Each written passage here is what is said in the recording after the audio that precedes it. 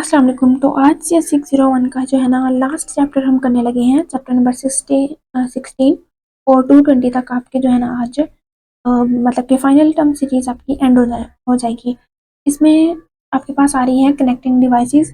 तो इसमें होस्ट आ जाता, मतलब कि राउटर स्विचेस इस तरह की, मतलब उसकी बात हो रही है।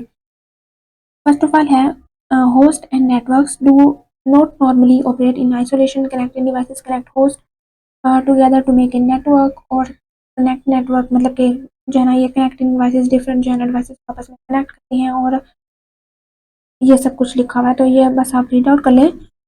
और 3 काइंड ऑफ कनेक्टिंग डिवाइसेस ये आपने करना है एमसीक्यूज के लिए। तो वो कौन कौन सी हैं? Hubs, link layer, switches and routers.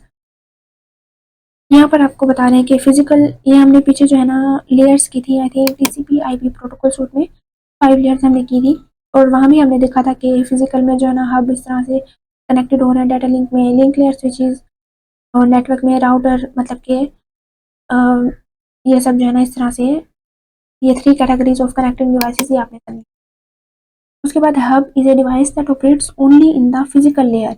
जैसे कि हमने यहाँ पर ये देखा है, ये हब जो है ना सिर्फ फिजिकल लेयर में आ रही है, जबकि लिंक लेयर स्विचेस में आपके पास फिजिकल और डाटा लिंक दोनों आ रही है। राउटर में ये तीनों ही डिवाइसेस आ रही है आपके पास, network, data link and physical. यहाँ पर वही बताया गया कि hub is a device that operates only in the physical layer, और ये एमसीक्यूज आपके पास फाइनल में आ चुका है। और उसके बाद हब को हम रिपीटर भी कहते हैं। तो receive a signal and before it becomes too weak और करप्टेड रीजनरेट इट। बाकी आप रीड आउट कर लें, और आपने ये जो है ना 2 एमसीक्यूज करने हैं यहाँ से। नेक्स्ट है लिंक लेयर या स्विच कह लो, कुछ भी।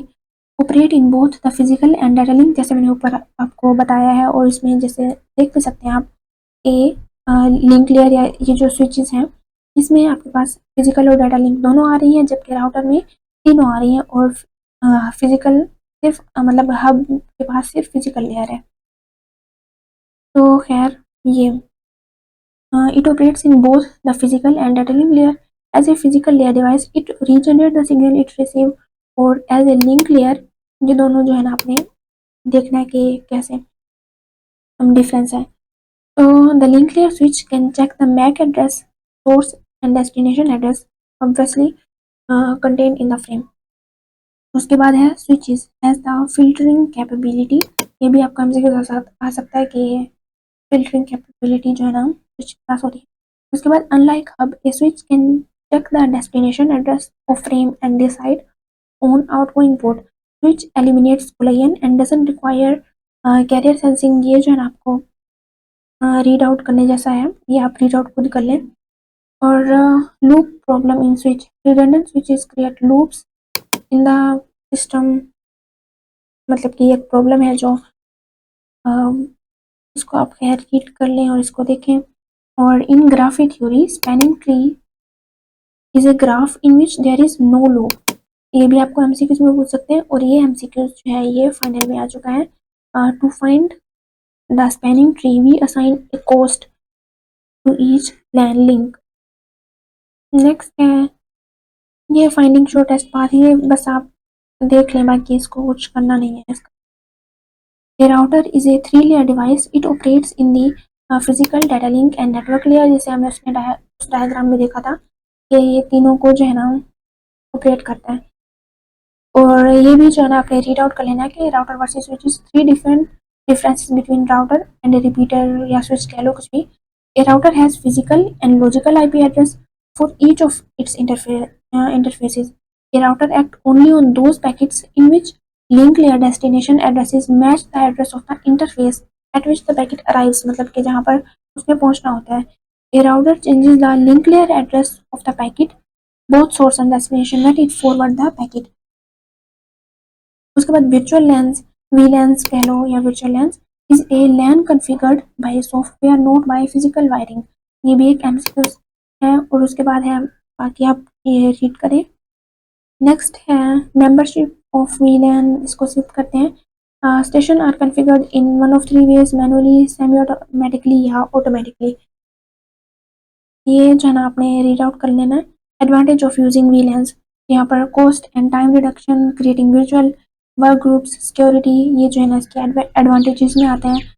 नॉर्मली ये जो है ना उसमें एमसीक्यू में पूछते तो नहीं है, बट आप देख लो कि ये जो है ना एडवांटेज है। और कंपैरिजन ऑफ, इसको स्किप करते हैं। फाइबर टू दी कर्ब, एफटीटीसी, ये एक इम्पोर्टेंट एमसीक्यूज है। Fibre to the curb, it is an access network in which fiber is used for part but not the entire link from the provider to the end user. An optical to electrical OE conversion takes place somewhere near the end user. The terminal network segment of a FTTC network is usually twisted pair or coaxial cable. ठीक है ना?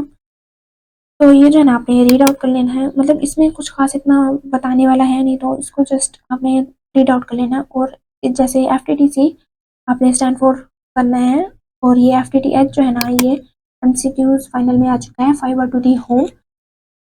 तो it need high speed data, मतलब कि अगर आप मतलब कि ज़रूरत है हाई स्पीड डाटा की, reliable voice and high quality video की, तो सोल्यूशन उसका क्या है? FTTH, fibre to the home. यहाँ पर कोई प्रॉब्लम बता रहे हैं कि how to get high speed line out to each customer, how to future proof the architecture, मतलब कि ये जो प्रॉब्लम है और उसका सोल्यूशन क्या है FTTH, इसको जस्ट आपने रीड करना है। मतलब कि इस PPT को खैर यहाँ पर है। Fibre to the home is the installation of optical fiber from the telephone switch directly into the subscriber home. FTTH is also referred as fiber to the building, FTTB। यहाँ पर के पास ये वाला MCQs है और यहाँ पर FTTH। तो यहाँ पर आपकी CS601 कंप्लीट सीरीज जो है ना एंड होती है। मिलते हैं किसी और सीरीज के साथ। अल्लाह हाफिज़।